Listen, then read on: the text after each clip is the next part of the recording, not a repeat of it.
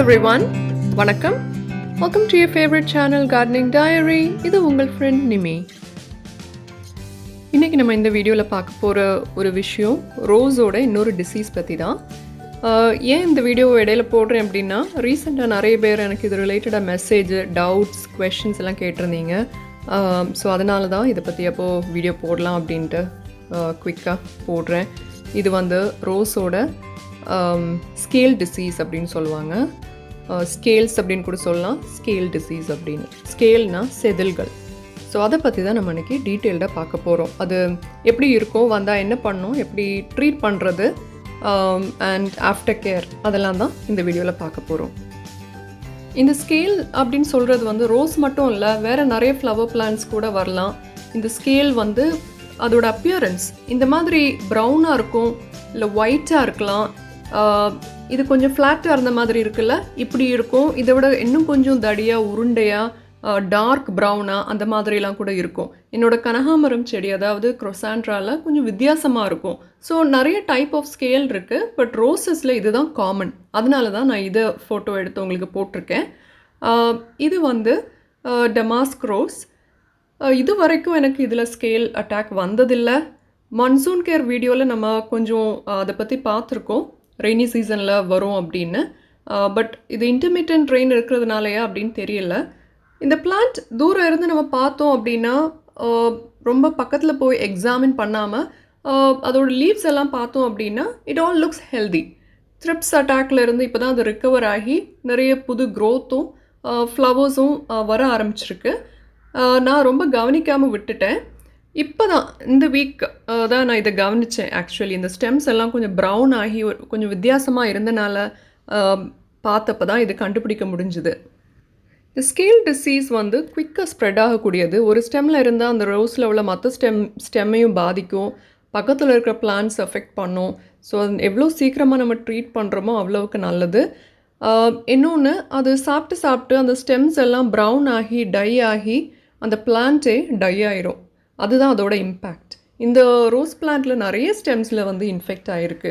இது இந்த சைடில் உள்ள ஒரு ஸ்டெம் காமிக்கிறேன். ரொம்ப சிவியராக இருக்குது. கொஞ்சமாக இல்லை, அந்த ஸ்டெம் ஃபுல்லும் கவர் ஆகிருக்குது. வேறு 2 ஸ்டெம்ஸில் கூட அஃபெக்ட் ஆகிருக்கு. இன்னொரு ஸ்டெம் வந்து நல்லா டார்க் ப்ரௌன் ஆகிடுச்சு. இது கொஞ்சம் ஆரஞ்சு மாதிரி இருக்குல்ல, இதை நம்ம இன்னும் கொஞ்சம் கவனிக்காமல் விட்டோம்னா இது ப்ரௌன் ஆகிரும். நல்லா டார்க் ப்ரௌன் ஆகி ஸ்டெம்ஸ் கூட சேர்ந்து அப்படி நமக்கு ஈஸியாக உடனே கண்டுபிடிக்க முடியாத அளவுக்கு அது மாறிடும். ஸோ ரோஸ் அதனால் நம்ம எப்போவுமே தண்ணி விடுறப்போ டெய்லி பிளான்ட்டை வந்து இன்ஸ்பெக்ட் பண்ணுறது நல்லது. இல்லாட்டி இந்த மாதிரி ப்ராப்ளம்ஸில் மாட்டிக்குவீங்க. என்ன மாதிரி நான் ஸ்கேல் ப்ராப்ளம் எதுவும் வந்தது இல்லையே அப்படின்னு யோசித்தேன், நான் வீடியோ எப்படி போடுவேன் அப்படின்னு. ஸோ அதனாலேயும் என்னவோ இவ்வளோ சிவியராக ஸ்கேல் அட்டாக் வந்திருக்கு. பட் எனிவே, ஸோ இது எப்படி ட்ரீட் பண்ணுறது அப்படின்றதும் சொல்கிறேன். நான் என்ன பண்ண போகிறேன் அப்படின்றதையும் உங்களுக்கு காமிக்கிறேன். நான் இப்போ காமிச்ச ஸ்டெம்ஸ் எல்லாமே ஸ்கேல்னால் பாதிக்கப்பட்ட ஸ்டெம்ஸ். இதை நம்ம ஒன்று பெஸ்டிசைட் வச்சு ட்ரீட் பண்ணலாம், இல்லாட்டி அந்த ஸ்டெம் பாதிப்புக்கு ஏற்றாப்பில் அதை நம்ம வந்து ப்ரூன் பண்ணி விடணும். ஸோ நான் ரெண்டும் உங்களுக்கு காமிக்கிறேன்.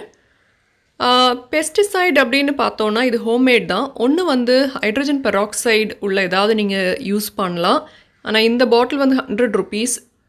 ஸோ நான் இது யூஸ்வலி என்னோடய கார்டன் டூல்ஸ் சானிடைஸ் பண்ணுறதுக்காக வாங்கினேன். ஸோ ஹைட்ரஜன் பெராக்சைடு கிடச்சி அப்படின்னா நீங்கள் அது வந்து 1:10 ரேஷியோவில் தண்ணியில் கலந்து அது கூட யூஸ் பண்ணலாம். ஆர் டெட்டால் மட்டும் இருந்துச்சுன்னா Dettol with water. But best is neem oil. நான் இதில் நீம் ஆயில் ஒரு 1/2 teaspoon, இது வந்து ஒரு 100 ml ஒரு சின்ன கப், ஒரு 1/2 teaspoon neem oil, 1/2 teaspoon liquid soap, 1/2 teaspoon Dettol and இவ்வளோ தண்ணி விட்டு நான் கலந்து வச்சுருக்கேன். அதுக்கப்புறமா ஒரு ஓல்ட் டூத் ப்ரஷ். ஏன்னா நம்ம இதை வந்து டூத் ப்ரஷ் வச்சு தான் அதை தேய்ச்சி க்ளீன் பண்ண போகிறோம். அப்புறமா அந்த ப்ரஷ் க்ளீன் பண்ணுறது கொஞ்சமாக தண்ணி எடுத்திருக்கேன். ஸோ இவ்வளோ தான் நமக்கு தேவை.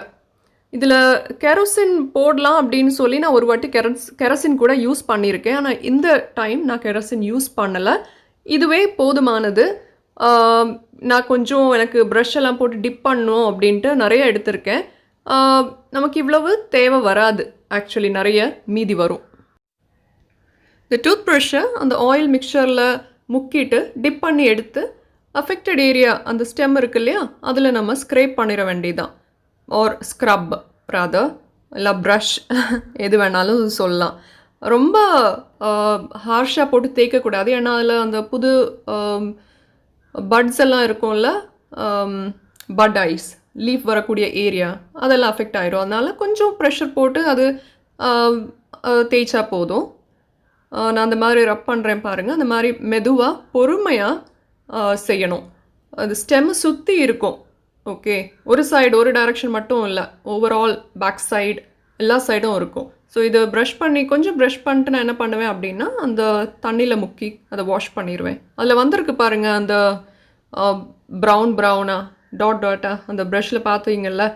இந்த தண்ணியில் விட்டு நான் அந்த ப்ரஷ்ஷை ரின்ஸ் பண்ணிவிட்டு திரும்பவும் மறுபடியும் அந்த நீம் ஆயிலில் முக்கி இதை நம்ம ரிப்பீட் பண்ண வேண்டியதான் டில் வி க்ளீன் எவ்ரிதிங்.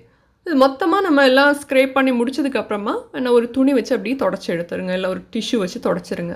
தண்ணி விட்டு வாஷ் பண்ண வேண்டாம். ஏன்னா அந்த ஆயிலெலாம் அதிலே இருக்கட்டும், பிளான்ட்டில் நல்லது தான். அப்படி எதுவும் தப்பி தவிர ஏதாவது பொடிசாக சிறுசாக இருந்துச்சுன்னா கூட தே வில் டை. நம்ம டூத் ப்ரஷ் வச்சு ரப் பண்ணும்போது அது இன்னும் அதில் ஸ்டெம்மில் இருந்து ரிமூவ் ஆகலை, ரொம்ப ஸ்டிக்கியாக ஒட்டி பிடிச்சிட்ருக்கு, ரொம்ப ஸ்ட்ராங்காக இருக்குது அப்படின்னா நம்ம நகம் வச்சு லேசாக அப்படி சொரண்டுனா போதும், அது வந்துடும். அந்த ஸ்டெம்முக்கு வந்து பாதிப்பு வர்ற அளவுக்கு நம்ம வந்து சுரண்டக்கூடாது. மெதுவாக சுரண்டினாலே அது வந்துடும். அந்த ஸ்டெம்மோட பச்சை கலர் நமக்கு தெரியணும். இதுக்கு முன்னாடி இதில் ஃபுல்லும் ப்ரௌனாக இருந்துச்சுல்ல, இப்போ அந்த ஸ்டெம்மோட கலர் நமக்கு பார்க்க முடியுது, நமக்கு தெரியும். நம்ம க்ளீன் பண்ணும்போதே அது வர ஆரம்பிக்குமோ அதில் ரிமூவ் ஆகும்போது நமக்கு வந்து கிளியராக நம்ம பார்க்கலாம். ஸோ இந்த மெயின் ஸ்டெம்ஸ் எல்லாம் நான் க்ளீன் பண்ணிவிட்டு அதுக்கப்புறமா நான் உங்களுக்கு திரும்ப வந்து காமிக்கிறேன். எல்லா ஸ்டெம்மும் க்ளீன் பண்ணிட்டேன் எக்ஸப்ட் ஃபார் ஒன். அந்த ஸ்டெம்மை நான் ப்ரூன் பண்ண போகிறேன். நான் ஃபஸ்ட்டே சொன்ன மாதிரி இன்ஃபெஸ்டேஷன் ஜாஸ்தியாக இருந்துச்சு அப்படின்னா, ஸ்டெம்முக்கு பாதிப்பு ஜாஸ்தியாக இருந்துச்சு அப்படின்னா நம்ம கட் பண்ணி போட வேண்டி வரும். ஸோ இதில் எனக்கு ஒரு ஸ்டெம் வந்து மேலேருந்து எல்லோ ஆக ஆரம்பிச்சு டைபேக் ஆக ஆரம்பிச்சிருக்கு. ஸோ அதனால் இந்த ஸ்டெம் வந்து மேலேருந்து கீழே வரைக்கும் எனக்கு அஃபெக்ட் ஆகிருக்கு. அப்போது அதை நான் வந்து ப்ரூன் பண்ண போகிறேன், அதுதான் உங்களுக்கு காமிக்கிறேன். ஸோ இந்த மாதிரி நடக்கலாம். இது வந்து ஈஸி சொல்யூஷன். அந்த மாதிரி எஃபெக்டட் ஸ்டெம்ஸை மட்டும் கட் பண்ணி டிஸ்போஸ் பண்ணிவிட்டு பாக்கி செடியை நம்ம கேர் பண்ணால் போதும். ஆனால் மொத்த பிளான்ட்டை நம்ம சேவ் பண்ணோன்னா நம்ம வந்து இந்த ஆயில் மிக்சர் ரெடி பண்ணி ரப் பண்ணி க்ளீன் பண்ணால் போதும். ஸோ அந்த ஸ்டெம்மை நான் வந்து அஃபெக்டட் ஏரியா மொத்தமாக கட் பண்ணி எடுத்துட்டேன். இந்த ஸ்டெம்மை வந்து நம்ம வேஸ்ட் எல்லாம் எரிப்போம்ல, அது கூட போட்டு வி ஷுட் எரிச்சிட வேண்டியதான். இல்லைனா இது வந்து இனியும் வேறு பிளான்ஸுக்கு ஸ்ப்ரெட் ஆகும். நான் க்ளீன் பண்ண ஏரியா வந்து இந்த ரோஸில் உங்களுக்கு காமிக்கிறேன். அந்த ஸ்டெம்ஸ் எல்லாம் எவ்வளவு பாதிக்கப்பட்டிருக்கு அப்படின்னு நமக்கு தெரியும். அந்த ஸ்கேல்ஸ் இருந்து சக் பண்ண இடம் எல்லாமே வந்து ஒரு பர்பிள் டாட்ஸாக, அதாவது ஒரு பிளாச்சஸ் மாதிரி ஃபார்ம் ஆகிருக்கு. அந்த க்ளீன் க்ரீன் கலர் ஸ்டெம்மே நமக்கு இல்லாமல் நிறைய டாட்டாக அங்கங்கே ஸ்பாட்ஸ் இருக்குது பார்த்தீங்களா, அந்த பர்பிளிஷ் கலர். ஸோ அதுதான் அதோட effect.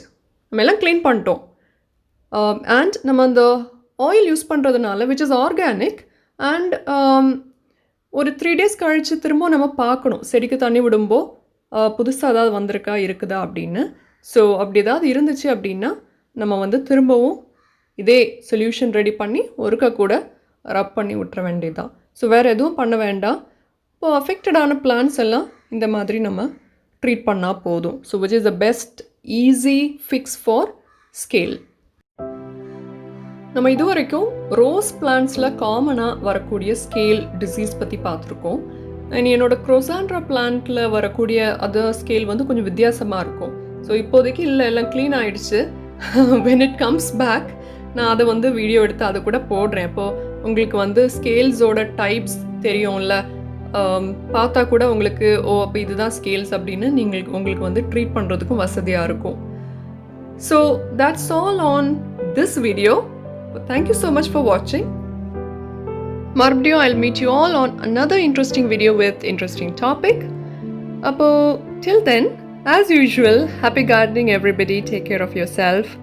Until next time, this is your friend Nimi saying goodbye from Gardening Diary. Bye bye everyone.